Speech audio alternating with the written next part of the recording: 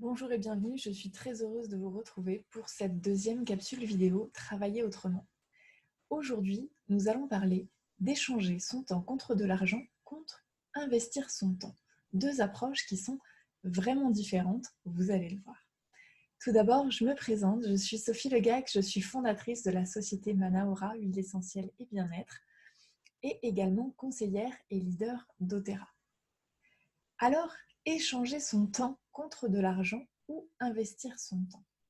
Généralement, quand on est dans le salariat, mais également dans bien d'autres professions, je pense par exemple aux kinés, aux masseurs, mais également aux commerçants, bref, dans plein de secteurs d'activité différents, on va échanger notre temps contre de l'argent. C'est-à-dire que les gens vont nous rémunérer contre soit une présence dans l'entreprise, un travail au sein de l'entreprise, soit également des prestations qu'on va fournir à des clients.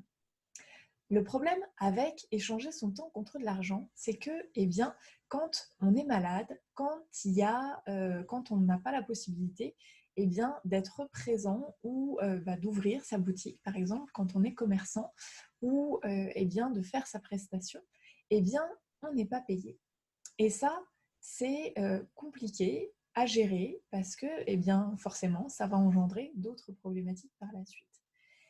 Mais il existe d'autres techniques en fait, qui vont permettre de générer un revenu en fait, qui ne va pas être lié au temps que l'on passe de présence. Et donc, il existe plusieurs façons de faire ça. Et donc, c'est ce que je veux ici montrer par investir son temps. Alors, ici, on va parler d'investir son temps, puisque, comme je vous l'ai expliqué la dernière fois, je parle essentiellement des choses positives que j'ai découvertes dans le MLM, dans le marketing de réseau, comparé à des formes de travail plus traditionnelles. Mais par exemple, ça pourrait être également, on pourrait parler dans cette capsule également d'immobilier. Dans ces cas-là, on ne parlerait pas d'investir son temps, mais ça serait plus investir de l'argent pour que par la suite, quand vous investissez dans l'immobilier, vous avez des loyers qui rentrent régulièrement quand vous gérez bien vos biens. Et puis, cet argent-là ne dépend pas du temps que vous allez y consacrer. On va pouvoir penser également à tout ce qui est formation en ligne et ça se développe de plus en plus puisque au début, ça va vous prendre du temps de tourner la formation, de mettre en place tout l'écosystème qui va autour de cette formation. Mais par contre, une fois qu'elle est tournée, les gens vont pouvoir y avoir accès et vont pouvoir l'acheter sans que forcément vous ayez à renouveler votre prestation à chaque fois. Donc, ça va être vraiment des véhicules qui vont permettre de démultiplier vos revenus et de démultiplier en fait la croissance de votre entreprise.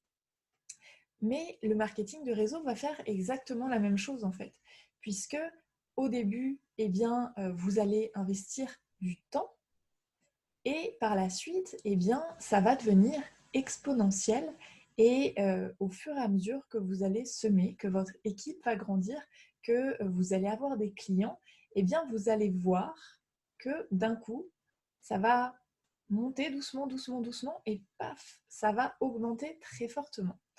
Et en fait, ça, c'est la raison également pour laquelle beaucoup de gens arrêtent en fait le marketing de réseau au début, puisqu'il va y avoir toute une période généralement où la rémunération ne va pas être proportionnelle aux efforts qu'on va mettre. On va mettre beaucoup d'efforts et pendant un temps, cette rémunération, elle va être en dessous de tous les efforts et de toute l'intensité qu'on y met. Par contre, cette période-là, elle va permettre par la suite de toujours en gardant des efforts constants d'être payé vraiment au-delà de nos efforts. Et donc, il faut accepter cette période en fait où on va investir notre temps pour après pouvoir récolter les fruits de cet investissement. Et c'est là où, écoutez, beaucoup de gens arrêtent le marketing de réseau et où on a beaucoup de personnes qui sont un peu frustrées parce qu'en effet, au début, c'est frustrant. On met de l'énergie, on met du temps, on met de la passion dans ce qu'on fait et on n'a pas toujours les résultats. Par contre, avec de la persévérance, avec de la constance, avec du travail et du professionnalisme, ça décolle et ça décolle même très vite au bout d'un moment. Et en fait, mon conseil vraiment, si vous souhaitez commencer dans le marketing de réseau, peu importe où vous souhaitez commencer, c'est vraiment de vous donner 1 an. 1 an parce que déjà c'est un nouveau métier et le marketing de réseau, c'est vraiment un métier.